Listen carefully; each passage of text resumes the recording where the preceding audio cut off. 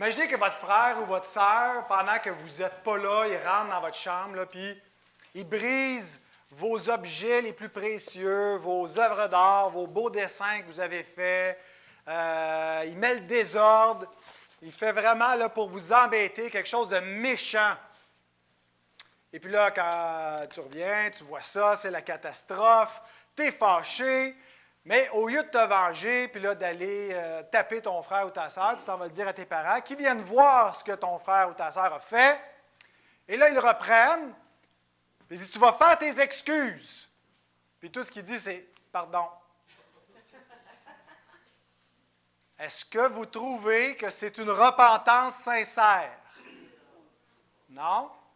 C'est juste dire pardon, ça ne compte pas? Pardon, vous savez, ça peut juste être un mot, hein? Juste un mot qu'on dit, mais qui ne peut rien vouloir dire. Ça dépend de ce qu'il y a derrière le mot.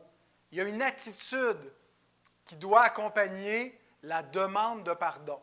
Juste dire le mot, ça ne veut pas dire qu'on demande vraiment pardon s'il n'y a pas un regret, s'il n'y a pas une tristesse. On peut mettre la question, Benoît, la question de catéchisme.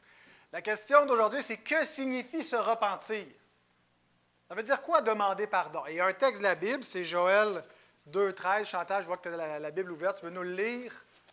Déchirez vos cœurs et non vos vêtements, et revenez à l'Éternel votre Dieu, car il est compatissant et miséricordieux, lent à la colère et riche en bonté, et il se repent des maux qu'il envoie.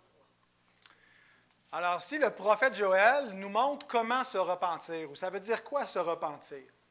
Il y avait coutume dans cette culture-là, quand on avait le deuil ou qu'on voulait se repentir, de déchirer les vêtements en signe de deuil puis de repentance. Là, on déchire notre vêtement, ça veut dire qu'on demande pardon.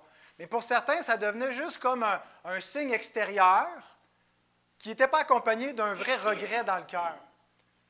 Comme la pénitence qu'on peut retrouver là, chez les catholiques, où on fait juste dire des formules, mais ils sont appris par cœur, puis pendant qu'on dit pardon, on pense à autre chose, puis on s'en va ailleurs. Bien, vous savez, cette scène-là que je vous ai décrite, c'est souvent ce qu'on fait avec Dieu.